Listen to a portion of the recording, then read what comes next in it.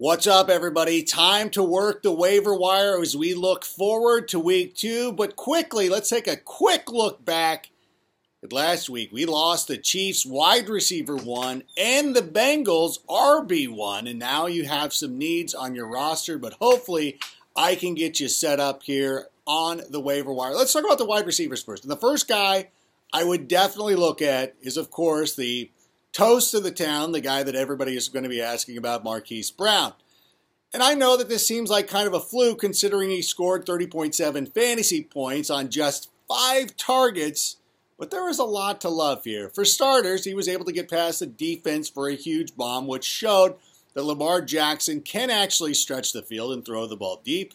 His other touchdown was more intermediate, but he took it to the house as he split some defenders and he went all the way to pay dirt. So obviously the snap shares and all that stuff was down because Ravens were blowing him out. So of course he was not going to be on the field for a long period of time, but I think at the same time, I hate to say those words over again, but at the same time, look, he is going to be the most targeted guy in this offense. Lamar Jackson obviously loves him, and he's not going to score 30 points every week, but he's definitely somebody that you're going to pick up, and you're going to play the matchups. And you look this week against the Arizona Cardinals, who are going across the country to play the Ravens. This is another opportunity to get Marquise Brown into your lineups. There are some other tough matchups out there. Perhaps if you were streaming one of the Packers' second receivers or somebody like that, Marquise Brown, Hollywood Brown, whatever you want to call him, I think he's going to be there to get some opportunities and get some looks. Another receiver I really like, if you want somebody who's going to be targeted extensively, what about Jameson Crowder? 17 targets on Sunday, 14 receptions, 99 yards. He did not get into the end zone, and that's fine. But the thing is this is pretty much what we figured was going to happen with the Jets offense. Obviously, Robbie Anderson is a fantastic receiver, but the AFC East has some of the most legitimate cornerbacks in the NFL, which means he's going to be shadowed by those guys a lot. Tre'Davious White, Stephon Gilmore, Xavier Howard. Of course, they're going to be playing the Jacksonville Jaguars this year, which means a look at Jalen Ramsey, which means an opportunity for Jameson Crowder to step up. And that's exactly what Sam Darnold did in this contest. He didn't try to force the ball to Robbie Anderson. He was willing to just dump it down, hit Jameson Crowder, and I think that game script is going to be pretty favorable for him. So anytime that you see him in a game where they're going up against an elite level corner, you're going to want to take advantage of that and look for Sam Darnold because you know that he is going to be out there and be available. Now, I do need to point out, too, he's available on 94% of NFL.com rosters. Hollywood Brown is rostered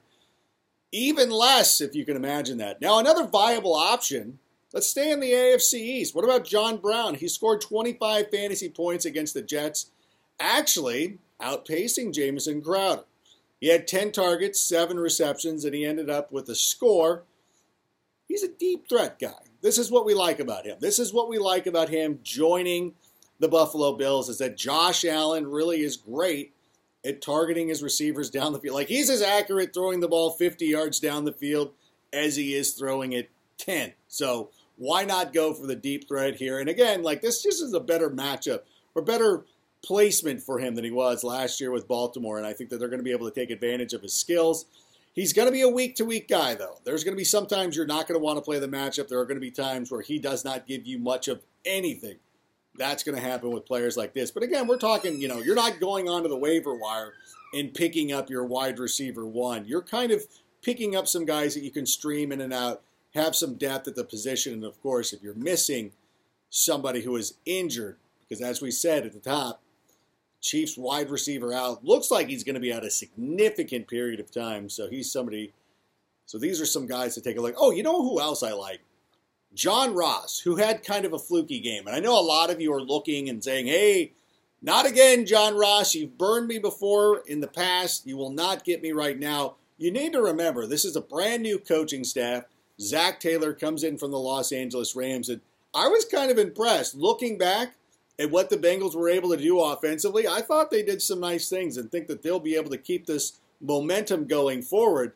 a lot of the stuff for John Ross was not fluky. Like, they designed it. I think that Zach Taylor did a nice job of putting him in spots where he could really take advantage of his opportunities. And while I'm not starting him every single week, John Ross is somebody, again, that if you're kind of in the middle of the pack and you're going to miss out on some of the guys that we mentioned a moment ago, go out, get John Ross, keep him on your roster. If he can stay healthy, I think that he can end up being an impactful, is that a word?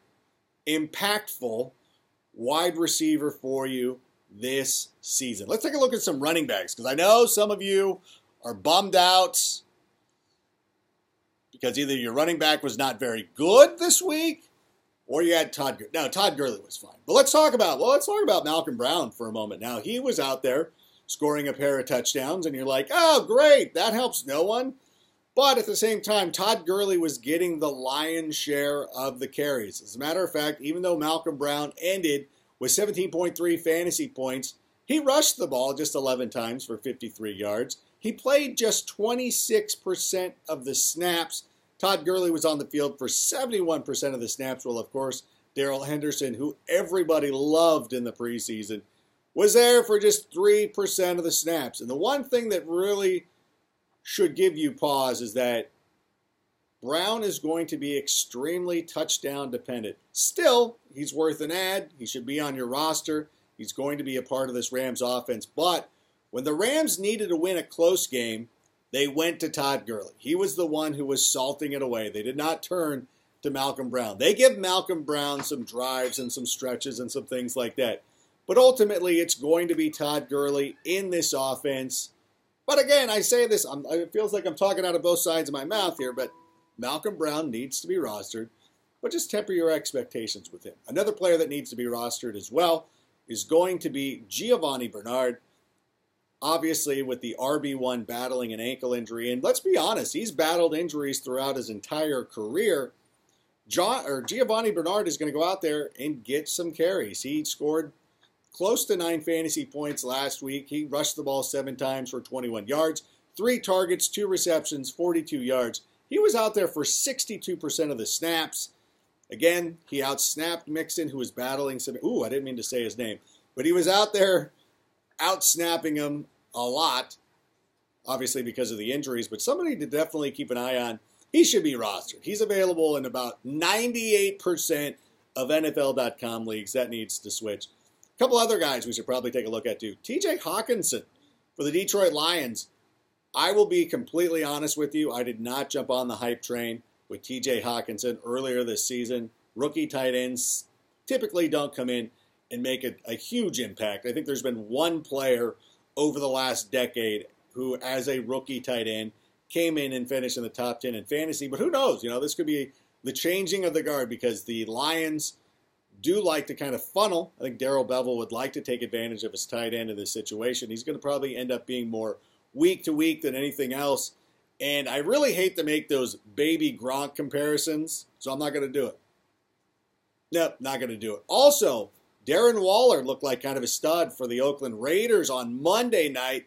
One of the things that we like about him is that when you look at what Derek Carr did last year for Jared Cook, kind of revived his career, something similar can happen to Darren Waller this season. The Raiders look a lot better than a lot of people are giving them credit for. Not me. I was giving them all the credit in the world. As a matter of fact, I don't know if you watch this little show called NFL Fantasy Live. Who was talking up Darren Waller and Derek Carr on Monday afternoon? Yeah, that's right. It was me. So make sure that Darren Waller is somebody that you're going to target, especially if you're struggling at the tight end position. If you've had to stream a little bit, I know it's kind of a sticking point for me in a couple of my leagues where I didn't get Travis Kelce. I tried to make things work with Jordan Reed, and that just, that wasn't great. But in any event, those are some guys who could help you out this week. Good luck to you in all your waiver claims, and we will catch you on the flip.